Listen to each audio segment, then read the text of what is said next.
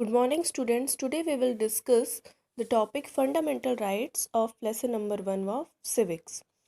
Now, first of all, what are fundamental rights? Fundamental rights are the basic rights, or we can say main rights, which are having more importance than other rights, and these are given to the citizens of our country by the constitution.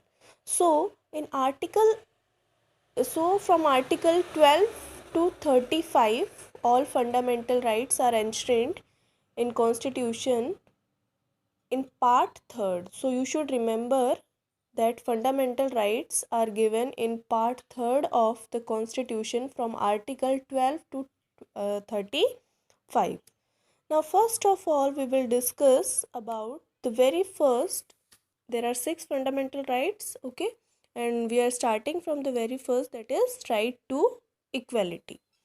Now, Article 14 to Article 18 deals with the right to equality. मतलब अगर constitution की बात की जाए तो article 14 से 18 तक हमें राइट टू इक्वलिटी के बारे में देखने को मिलता है. Now what is there in right to equality? According to this, all persons are equal before the law. इसके तहत सभी के सभी लोग क्या है, इक्वल है लॉ के सामने. मतलब किसी भी पर्सन में किसी भी तरह की कोई पार्शियलिटी या फिर बायसनेस नहीं किया जाएगा. किसी केस में किसी तरह का कोई डिस्क्रिमिनेशन नहीं किया जाएगा. रिलीजन के कॉन्टेक्स्ट में, जेंडर के कॉन्टेक्स्ट में, ओके, कास्ट के कॉन्टेक्स्ट में. सपोज देखो, जैसे पब्लिक प्लेसेस है वो सभी के लिए है, किसी तरह का कोई डिस्क्रिमिनेशन नहीं होता. प्लेग्राउंड्स होते हैं, होटल्स होती है, शॉप्स होती है, what ever provided by the government is for the every person in the country. Okay, same thing is there in the context of employment and vacancies also. Okay, related little bit exception is there in the context of reservations, but that is a detailed topic and we will see afterwards. But mainly what government has done, government is giving same treatment for the crime also. Suppose the prime minister, suppose a president used to do and a farmer used to do, okay, any crime, the same treatment will be there by the law to such in such cases.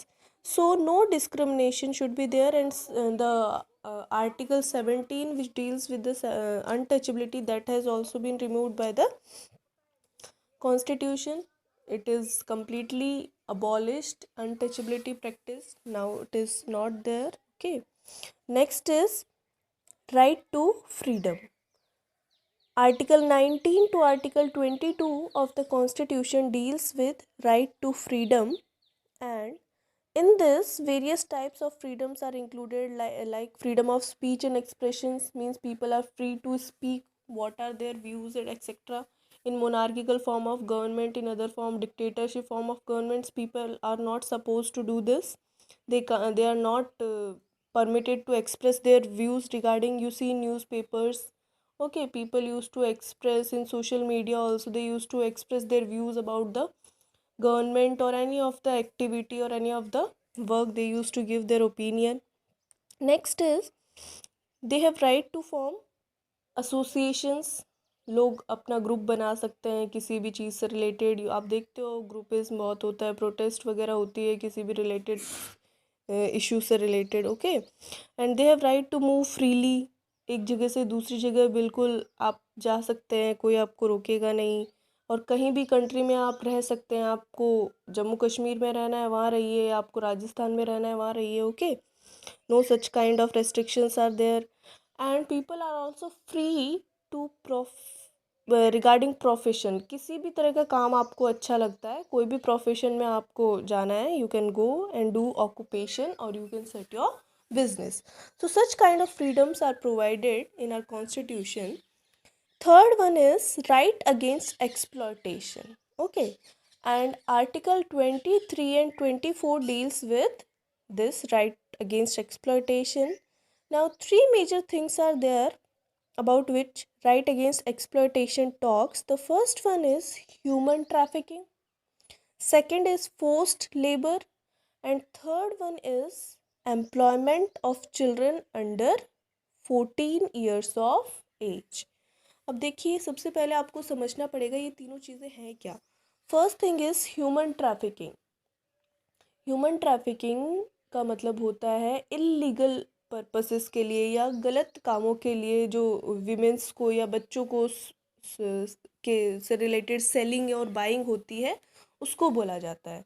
सो ये right क्या करता है, इसको prohibited करता है, रोकता है इसको कि ये चीज़ नहीं होनी चाहिए। इल्लीगल पर्पस के लिए स्पेशली विमेन चिल्ड्रन वगैरह को बाइंग एंड सेलिंग नहीं करना चाहिए, ठीक है, नहीं होना चाहिए। Next is forced labour. Forced labour मतलब ज़बरदस्ती काम करवाना, ठीक है, या तो वेजेस देना नहीं काम के बदले या फिर बहुत कम वेजेस देना, ये किस में आ जाता है, फोर्स्ड लेबर, बंधुआ मजदूरी जिसको बोलते हैं, ठीक है। नेक्स्ट है एम्प्लॉयमेंट ऑफ चिल्ड्रन। 14 ईयर्स तक जो बच्चा है, ठीक है, उससे कम एज का जो बच्चा है, 14 ईयर्स से कम एज का जो बच्चा है, उससे किसी भी तरह का काम करवाना, ठीक है, नहीं करवा सकते हैं। ये सारी चीज़ें आपने देखा होगा बहुत जगह पे डेंजरस वर्क्स में बच्चे एंगेज होते हैं, ग्लास फैक्ट्रीज वगैरह में, हाँ, छोटे छोटे बच्चों को काम पे लगा दिया जाता है, ठीक है। तो ऐसे हजार्डियस प्लेसेस पे कहीं भी उनसे काम करवाना ही नहीं है एज़ पर आवर कॉन्स्टिट्यूशन, जब तक वो 14 ईयर्स ऑफ एज अटेन नहीं कर लेते हैं। Next is, and this we have seen that right against exploitation is given in Article 23 and 24 of our Constitution. Now, fourth fundamental rights is right to freedom of religion, and Article 25 to Article 28 all about is there regarding freedom of religion. Now, this religious freedom is provided to all the people, all the citizens, means they can follow any of the religion, people can follow any of the religion as per their choice. They can propagate मतलब प्रचार प्रसार कर सकते हैं, ठीक है। जैसे आपने देखा होगा बहुत जगह पे जो क्रिश्चियंस होते हैं उनका अपना स्कूल होता है, okay, and they use to give knowledge और we can say education regarding their own religion, okay. So no such kind of restriction is there. Next, fifth important fundamental right is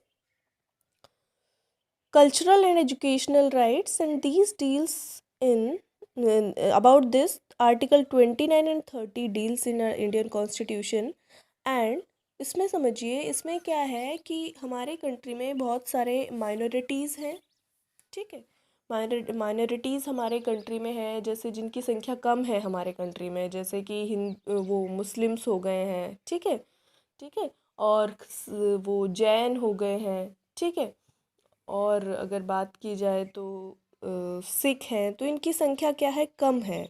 तो इनको full freedom है कि ये अपने educational institutions अपने religion के हिसाब से सेटअप कर सकते हैं। जैसे बहुत सारी यूनिवर्सिटीज़ हैं जो हमारे कंट्री में जो पर्टिकुलर रिलीजन को ज़्यादा फेवर करती है, जैसे अलीगढ़ मुस्लिम यूनिवर्सिटी हो गई है, या फिर जामिया मिलिया में यूनिवर्सिटी है दिल्ली में, ठीक है।